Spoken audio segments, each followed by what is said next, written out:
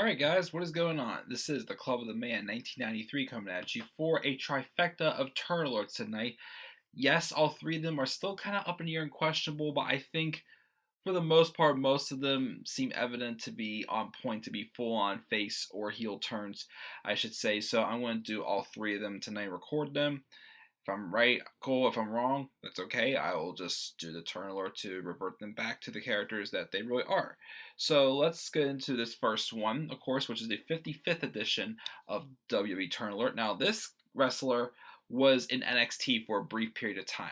Unfortunately, he had heat on him based off of a tweet he made about Emma after Emma was released by the company shortly after her her match at TLC with Asuka last October. Um, and that's Leo Rush. He came on, and the few times he had matches, wasn't too impressed with him. I thought he was just treated like a jobber. People were saying he did have potential. He was 205 live bound. I'm like, okay, let's see what happens. So he pretty much was a jobbing babyface in NXT.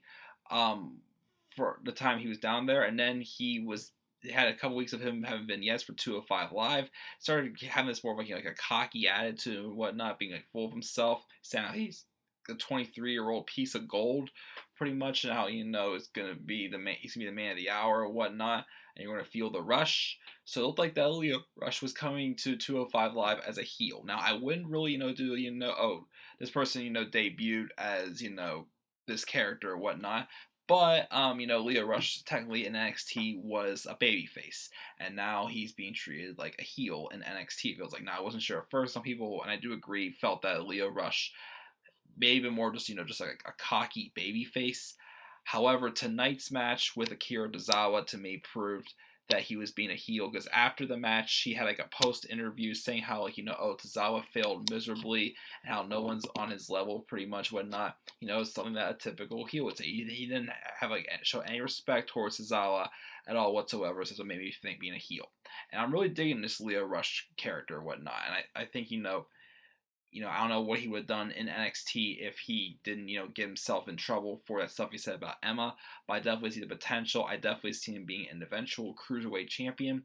I'm not sure when though, because I do think Drew Gulak is going to be the one to dethrone Cedric Alexander. Maybe I've heard rumors also they may keep Alexander having the title until he surpasses Neville, which I'm cool with it. Alexander deserves it. But I do see Leo Rush definitely by the end of the year, hopefully, if not by WrestleMania next year, being the WWE Cruiserweight Champion. I think this heel role, him, this cocky, rich attitude, whatnot, I think is great for him. He's entertaining. I'm enjoying it. He's great in the ring.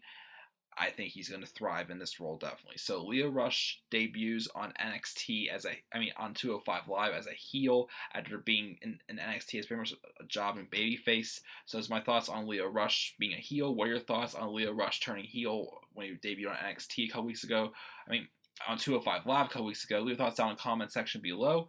And be sure as always to click my like and subscribe. Work on coming to this channel. Follow me on Twitter at DemandAirBonnie3. And please stay tuned for more WWE Turn Alert.